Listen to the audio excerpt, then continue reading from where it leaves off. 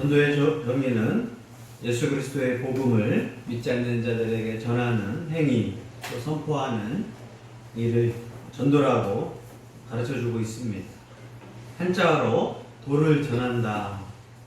그래서 우리에게 전도는 십자가의 도를 전하는 것을 전도라고 합니다. 저번 주에 그래서 우리는 도를 전하는 자가 아니라 확실한 도, 십자가의 도를 전하는 자가 우리 그리스도인의 예수님을 구원자로 믿는 자들에게 누구에게는 주어진 사명이요 명령인 것을 깨닫기를 바랍니다. 아멘. 전도는 전도지를 나눠줘서 그 사람이 전도지에 적혀있는 하나님의 복음을 읽거나 또 직접 전도자가 그에게 하나님 말씀과 예수님의 십자가 사건을 전해서 그가 구원에 이룰 수 있도록 하는 것을 전도라고 합니다. 또 하나님께서는 설교를 방법을 통해서 하나님 말씀을 선포하고 설교를 통해서 예수님 믿게 하는 것을 전도라고 합니다. 전도라는 것은 되게 포괄적인 의미가 있습니다. 그 중에서도 하나님의 전도는 케리그마라고 해서 하나님 말씀을 선포하는 행위, 설득하는 것이 아니라 하나님의 놀라운 구원의 방법을 선포하는 것이 전도입니다. 때로는 친숙하게 가고 여러 가지 전도 방법이 있겠지만 전도의 핵심은 하나님 말씀을 선포하는 것이 전도라는 것을 꼭 기억하기를 바랍니다.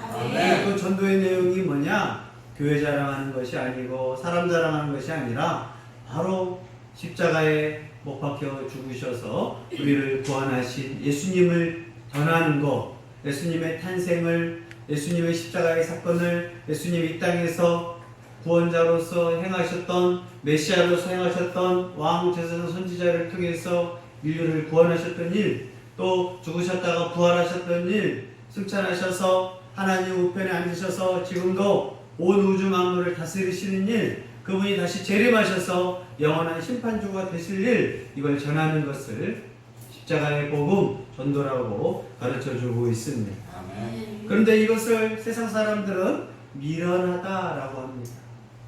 하나님이 보시기 미련한 것이 아니라 세상 사람들이 보니까 이 방법을 하느냐, 기적을 행하고 많은 것을 주고 화려한 것을 통해서 전도해야 멋진 거지, 십자가의 죽음을 증거하는 것은 미련한 거 아니냐.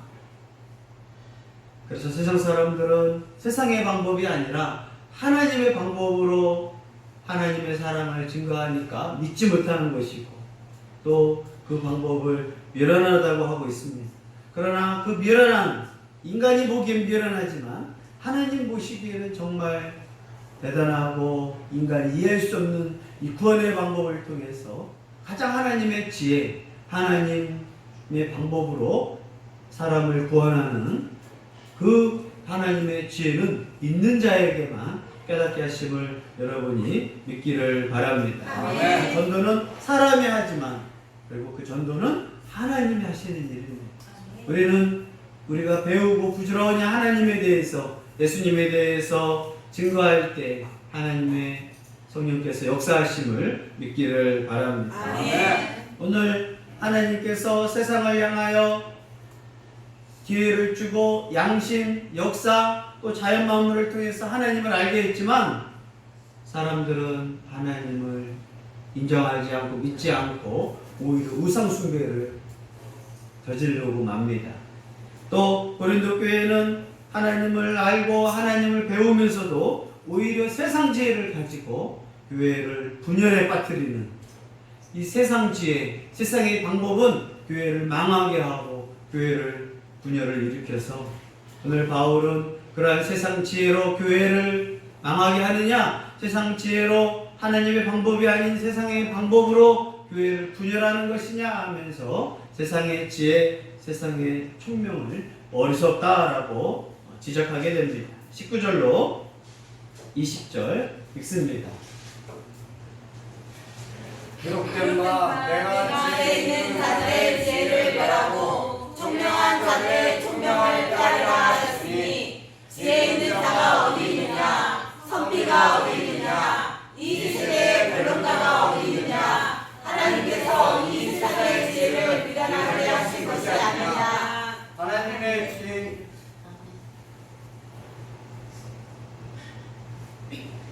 바울은 이사야서에서 이스라엘 백성을 향한 그들의 마음을 이사야서의 말씀을 통해서 지금 고린도 교회 성도들에게 또 전 우주적인 교회 성도들에게 하나님의 지혜와 세상의 지혜에 대해서 설명을 하게 됩니다. 하나님을 정말 사랑하면 하나님이 지혜를 주시고 하나님을 알기 때문에 총명하게 됩니다. 잠언서에서 가르쳐주는 거, 하나님을 사랑하고 하나님을 경외하면 지혜롭고 총명하게 됩니다. 아이부터 어른까지 노년에 이르기까지 정말 하나님을 사랑하고 경외하면 지혜가 생기고 총명하게 됩니다. 근데 이사야서에 보니까 이스라엘 백성이 어떻게 하나님을 대했느냐? 입으로는 하나님을 가까이 해요. 아, 하나님, 하나님, 내 아버지, 하나님. 입술로도 하나님을 존경하는 거. 입술로도 뭐 한다고요? 하나님을 존경하고 찬양까지도 해요. 입술로. 주일날 교회 오면 찬양하잖아요. 입술로도 찬양도 해요. 입술로도 주여 막 해요. 믿음이 좋은 것 같죠? 그런데 이사야가 뭐라고 했느냐? 마음은 하나님께서부터 멀리 떠났다. 이게 제일 충격적인 말이에요. 한국에 있는 많은 성도들, 많은 목회자들, TV만 틀면 창피하는 많은 목사들이 있거든요. 그들은 입으로 하나님을 찬양하고 입으로 하나님을 자랑합니다. 또 입술로도 하나님을 가까이 하고 막 존경합니다. 우리도 그렇잖아요. 하나님 존경하고 하나님 믿으니까 하나님을 막 자랑합니다. 막 기도도 하는 것 같고 찬양도 하는 것 같고 식사기도도 하는 것 같고 막 교회도 갑니다. 근데 뭐예요? 가장 중요한 마음은 아주 멀리 떠납니다. 그게 이스라엘 백성의 모습이었다고 이사야 29장 13절 14절에서 이사야가 하나님이 이사야한테 가서 전해라라고 합니다. 하나님이랑 친하고 하나님을 사랑하는 거 누가 알아요? 하나님을 알아야죠. 전능하신 하나님은 그 사람의 마음을 알아요. 사람은 그 사람이 찬양하고 기도하고 예배하니까 하나님이랑 친하구나 라고 알아요. 그런데 하나님은 뭘 보신다고요? 마음을 아시고. 우리 마음을 보시는 분이 하나님이고 그분이 창조주예요. 네. 우리는 잘 모른다고. 저분이 훌륭한 목사님이구나. 하나님 사랑하겠구나. 근데 하나님이 그 마음을 평가해야 돼요. 제일 우리가 긴장해야 할 거, 내가 입으로는 하나님을 사랑하는 척하고 찬양하는 척하지만 내 마음으로는 멀리 떠나지 않았느냐. 이것이 하나님 믿으면서 항상 긴장해야 돼.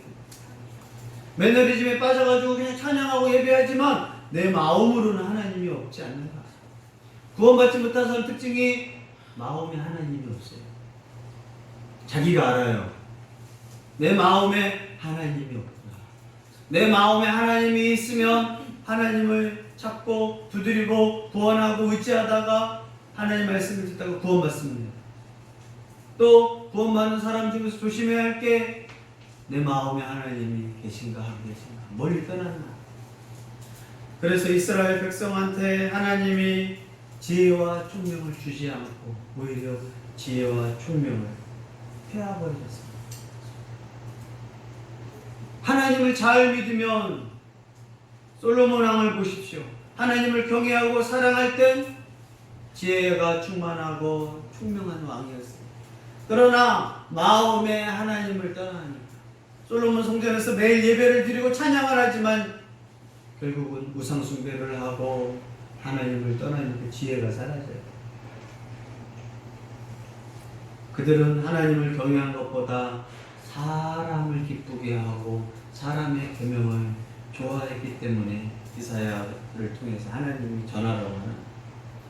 이사야가 가서 사람들이 예배 가운데서 하나님 말씀을 가르쳐주는 거 아니에요?